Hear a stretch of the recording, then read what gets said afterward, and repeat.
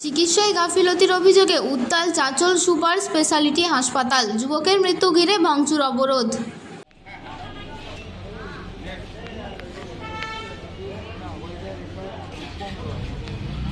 মালদার Chanchal super speciality হাসপাতালে চিকিৎসায় গাফিলতির অভিযোগকে কেন্দ্র করে মঙ্গলবার রাতে রণক্ষেত্রের চেহারা নিল হাসপাতাল চত্বর।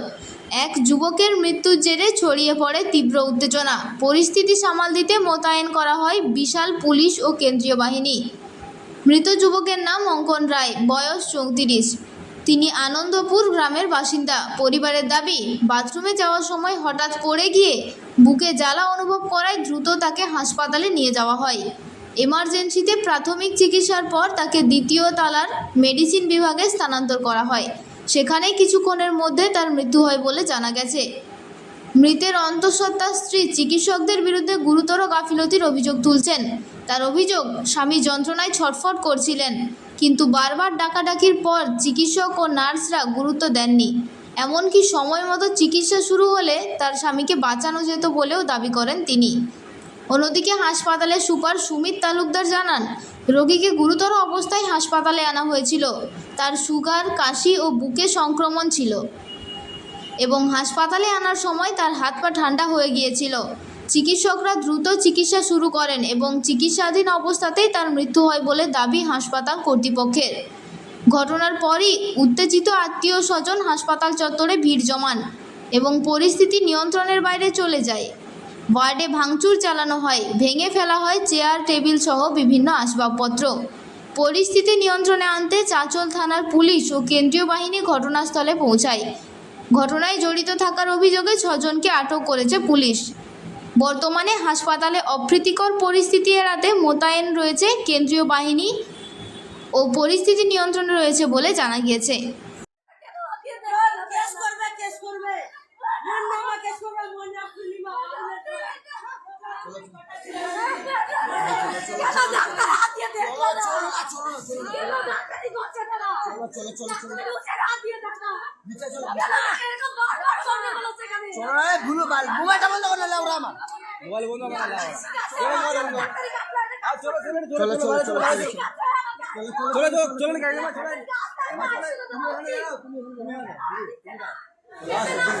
মুখ খুলতে দেবে না, মুখ খুলতে দেবে।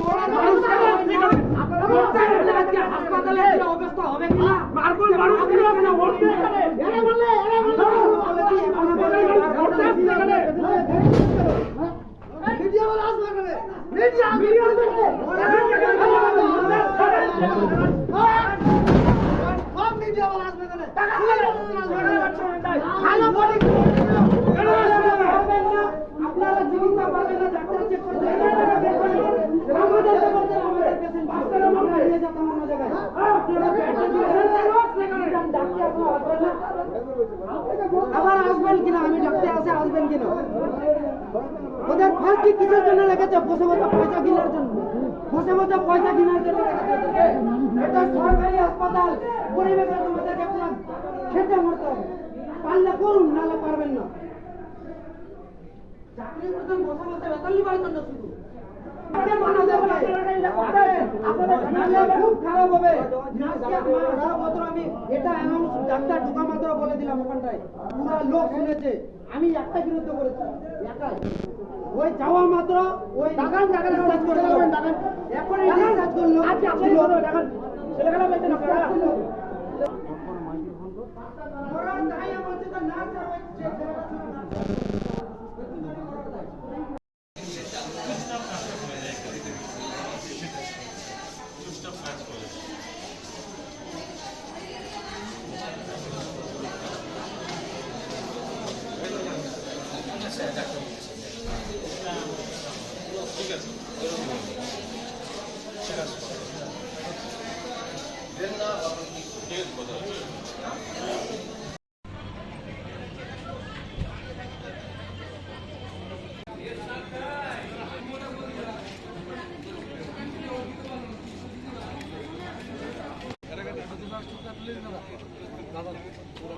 নাম